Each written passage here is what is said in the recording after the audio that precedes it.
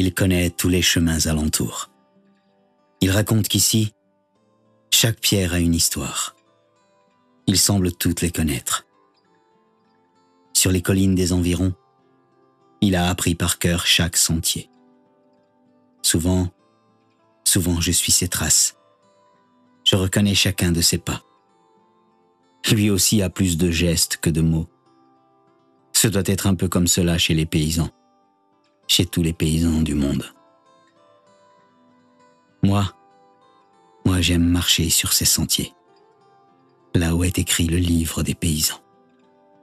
Les mains connaissent les pierres, et les pierres semblent connaître les mains. Même sur la terre de mon plus grand ennemi, je ne laisse pas pierre tomber du mur, me disait-il. Ce doit être pour cela que les maisons, les chapelles, les églises, même en ruine, mettent toujours un peu plus de temps à disparaître chez nous. Est-ce parce qu'elles n'ont pas été bâties par des marchands? Les mains qui posaient ces pierres-là ont dû penser qu'elles bâtissaient une part d'éternité.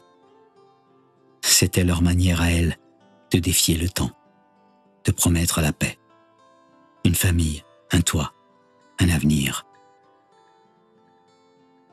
Des pierres pour que chacun ait une maison. Ici, les hommes parlent à la terre, et la terre semble leur répondre. Je ne sais comment appeler ce lien, peut-être imaginaire, que les hommes ont avec le lieu où ils naissent, où ils grandissent, où ils vivent. Ils l'entretiennent, le cultivent. Ils s'en arrachent, ils en ont le manque, le désir. Comment nommer ce lien?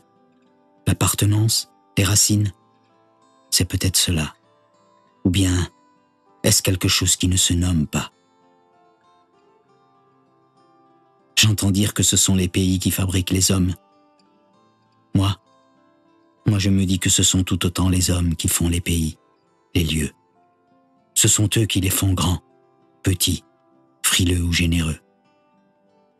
Lui ne semblait rien savoir de tout cela. Mais il disait que quand les hommes perdent racine, ils bâtissent des gratte-ciel sur leur rivage.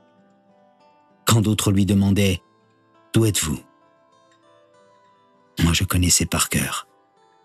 Je connaissais par cœur la plus belle de ses réponses. Je viens d'un regard qui me suit partout.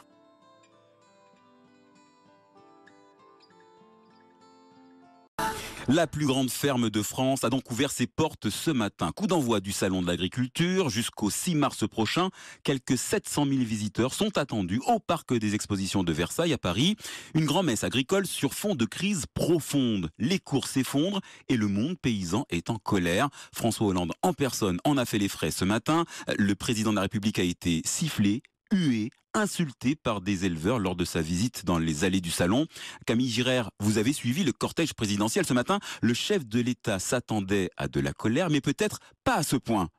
Oui, ça a été chaud, très chaud même, on peut le dire, dès l'arrivée du président, un peu avant cette heure, à l'heure dite de la traite des vaches. Le ton était donné, un comité d'accueil l'attendait, banderoles et drapeaux sortis de la FNSEA. Les discussions se sont enchaînées avec les agriculteurs qui tous ont fait part à François Hollande de leur détresse. Il faut que la France vive de son agriculture. Et leur apporte les moyens il faut qu'on arrête d'acheter de la viande qui vient de l'extérieur. Et plus le président avançait, s'aventurait dans les allées du Salon de l'Agriculture, plus la colère s'est exprimée avec force, jusqu'à cette cinquantaine d'éleveurs vêtus de t-shirts noirs sur lesquels était inscrit « Je suis éleveur, je meurs » et qui ont copieusement hué François Hollande.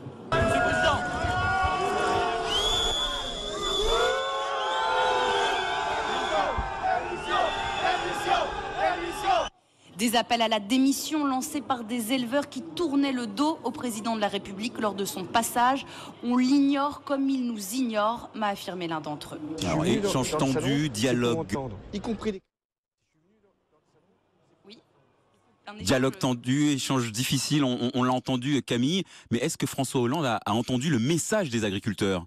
Eh bien, François Hollande savait qu'il aurait à affronter ici beaucoup de mécontentement. Le message qu'il a voulu faire passer, c'est qu'il est à l'écoute, qu'il comprend les difficultés du monde agricole. Si je suis venu dans le salon, c'est pour entendre, y compris les cris, qui étaient des cris de douleur, qui étaient des cris de souffrance. qui pouvait aller au-delà même. Au niveau européen, il va falloir dans les prochains jours prendre des décisions sur la régulation des marchés. Ça veut dire quoi la régulation des marchés? C'est qu'il faut retirer certaines productions, notamment des pays qui ont fait en sorte de produire jusqu'à déséquilibrer le marché. Moi je me bats, mais je demande aussi que l'Europe comprenne la solidarité. Des mots qui n'ont pas suffi à apaiser la situation. Quelques minutes plus tard, c'est le stand du ministère de l'Agriculture, tout un symbole qui a été saccagé dans une cohue générale.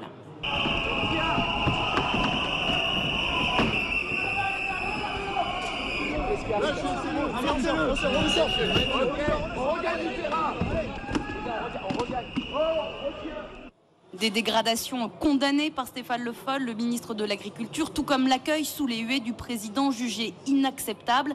François Hollande qui aura passé près de 6 heures sur le salon, sa plus courte visite depuis qu'il est à l'Élysée et la plus mouvementée, vous l'aurez compris. Un récit signé Camille Girard pour Europe 1.